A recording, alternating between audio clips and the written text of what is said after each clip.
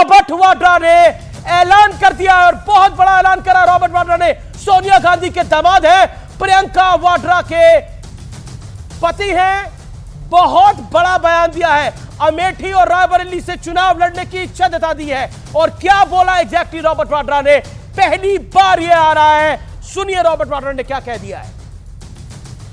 मुझे लग रहा है कि वो चाहते हैं कि गांधी परिवार का कोई भी सदस्य वापस आए, वहाँ वो भारी बहुमत से जिताएंगे।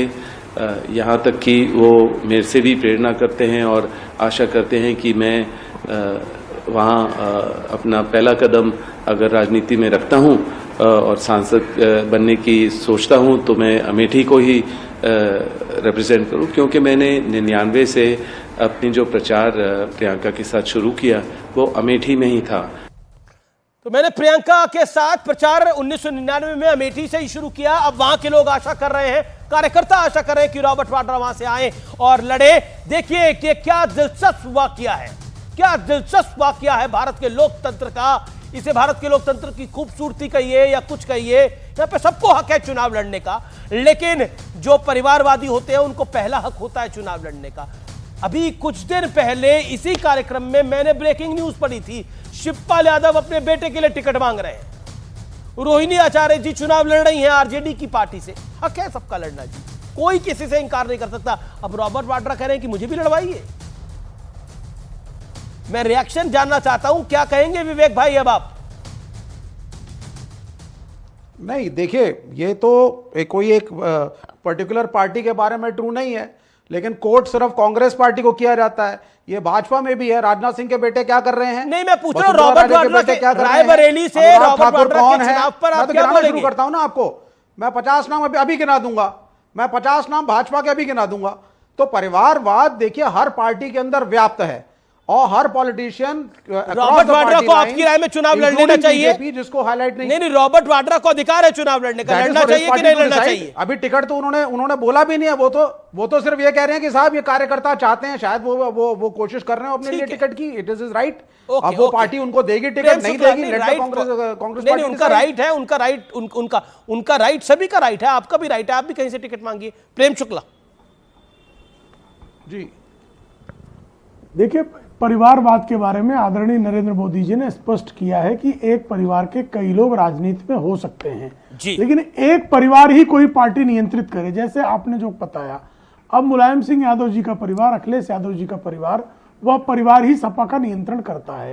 राष्ट्रीय जनता दल का नियंत्रण लालू जी अध्यक्ष, एक बेटा डिप्टी सीएम, दूसरा बेटा मंत्री, एक बेटी सांसद, दूसरी बेटी भी सांसद का चुनाव लड़ रही है। इसके पहले उनके साले लड़ चुके हैं। ये आरजेडी परिवार के बाहर कौन कंट्रोल कर रहा है? ठीक है, जवाब आरजेडी से एक परिवार ही कंट्रोल करता है। वाईएससीआरपी परिवार ही कंट्रोल कर रहा है। भारतीय जनता पार्टी कोई एक परिवार नहीं कंट्रोल करता। अब 2024 में अगला अध्यक्ष कौन होगा ये कोई नहीं बता सकता। अरे प्रेम शुक्ला जी थोड़ा धैर्य रखिए, आपको बताते हैं। आज मोदी जी जहां पर गए थे ना, जमुई की सीट पर, वो परिवारवाद से ही आता है। और बिहार में 40 सीट में से 14 लोकसभा सीट पर परिवारवाद से टिकट दिया आप लोगों ने। अरे किस मुंह से बोलते हो, किस मुंह से बोलते हो आप लोग? जरा बताकर तो दिखाइए।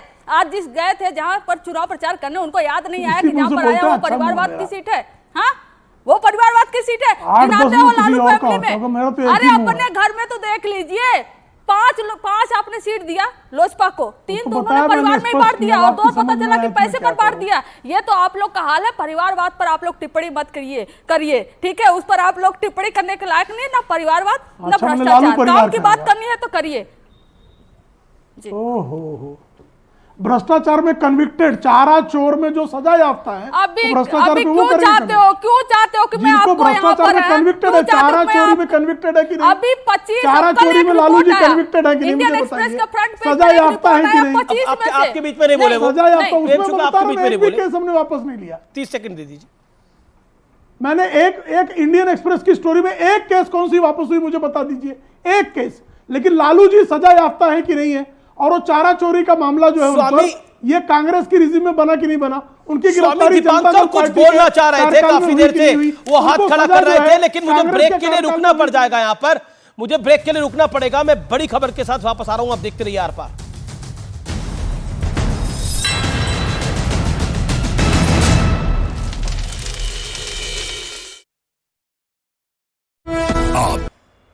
विवेक, अगर मैं आपसे पहला प्रश्न पूछूं, जो गौरव वल्लभ जी, कांग्रेस जी। छोड़कर आए, उन्होंने बोला अब मैं सनातन को गाली नहीं दे सकता इससे ज्यादा।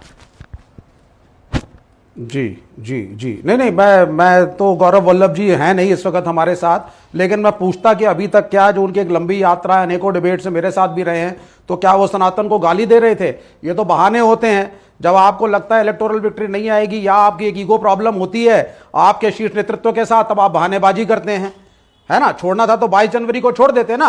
आज वेट करके, टिकट लेकर के, डिक्लेयर करके, आगे प्रचार शुरू करके उसके बाद क्यों छोड़ रहे हैं? ये सीधा प्रश्न है। और प्रेम शुक्ला जी आज पैनल में बैठे हुए हैं, हमारे मित्र हैं, और मेरे ख्याल से शिवसेना को जितना प्रेम शुक्ला जी जानते हैं, बड़े कम लोग जानते हैं। संजय निरुपम जी की समस्या कांग्रेस नहीं थी, संजय निरुपम जी की समस्या थी उद्धव ठाकरे, जिनकी वजह से शिवसेना से एक बार निकाले गए थे। तो अब वो ईगो प्रॉब्लम की फिर से प्रॉब्लम आई है। तो अगर आप क्रिटिकली इन केसेस को एनालाइज करेंगे तो कांग्रेस की समस्या नहीं है। मैं क्रिटिकली, व्यक्तिगत आपने लाजमी बात बोली, मैं क्रिटिकली सारे केसेस को, मैं क्रिटिकली सारे केसेस को एनालाइज करता हूं। आचार्य प्रमोद कृष्णम, उन्होंने कहा था कि सनातन का श्राप ले डूबेगा, और ले डूब रहा है। उन्होंने भी बोला था कि सनातन विरोधी है, हिंदू की बात करना कांग्रेस पार्टी में अब गलत है। ये आचार्य प्रमोद कृष्णम ने एक बार ही नहीं, कई मंचों पर यह बात को बोला। पॉइंट नंबर 1, आपने क्रिटिकली एनालाइज करने की बात बोली। जी, गौरव वल्लभ, उन्होंने बोला मैं सनातन को उतनी गाली नहीं दे सकता, क्रिटिकली एनालाइज करता हूं। अब आते हैं संजय निरुपम ने, उन्होंने बोला सेकुलरिज्म का मतलब ये थोड़ी है कि एक धर्म के प्रति इतना खराब भाव रखना। कोई पार्टी किसी धर्म के खिलाफ नहीं है। ये तो बीजेपी का परसेप्शन फैलाया हुआ है, कोई पार्टी किसी धर्म के खिलाफ नहीं है। हाँ, ये जरूर है कि सेकुलर रहो, सब अपने अपने धर्म का पालन करो, प्रेम से देश को आगे बढ़ाओ, और मेजॉरिटी वर्सेस माइनॉरिटी मत करो। अरे क्लियर कट बोला कांग्रेस ने, राम के नमाज पढ़ते हो लोगों को लात मत मारो। नहीं, बिल्कुल गौरव वल्लभ को पसंद आ रहा है, जिसने लात मारी थी, जिस पुलिसकर्मी ने लात मारी थी, उस पर कार्रवाई भी हुई है। इसलिए ये यहां पर ये प्रपंच मत फैलाइए। कांग्रेस ने राम के अस्तित्व को निकाला, ये मैं नहीं कह रहा, ये कोई बीजेपी का नेता नहीं कह रहा, ये संजय निरुपम कह रहे हैं, जो बीजेपी में भी नहीं गए हैं। अच्छा, इसमें कोई दोहराए है क्या? कांग्रेस रामलला की प्राण प्रतिष्ठा में नहीं गई थी, और बकायदा चिट्ठी जारी करी थी इस देश के अंदर। कभी आज तक किसी पॉलिटिकल पार्टी ने चिट्ठी नहीं जारी करी, और तो और एमआईएम ने भी चिट्ठी नहीं जारी करी थी। वो राम का फंक्शन नहीं, वो राम का फंक्शन था ही नहीं, भगवान राम का वो फंक्शन भाजपा का था। ठीक है, 2024 का बीजेपी का प्रेम शुक्ला, लोगों को इकट्ठा किया जाना था, ठीक है। उसको डिस्कस करते अब आप शांत रहिए, प्रेम शुक्ला जी, शंकराचार्य भी साथ में नहीं थे, बहुत से हिंदू धर्मगुरु भी उसमें साथ में नहीं थे इनके, भाजपा के। ओके, प्रेम शुक्ला आपके नेता है मनोज तिवारी, उन्होंने एक मेरे साथ पॉडकास्ट में बोली बात कि कांग्रेस तो 22 जनवरी को जिस दिन रामलला की प्राण प्रतिष्ठा का न्योता ठुकराया था उस दिन समाप्त हो गई थी, अब तो बस चल रही है, बस एक शरीर की तरह, और कुछ बचा नहीं है कांग्रेस पार्टी के अंदर।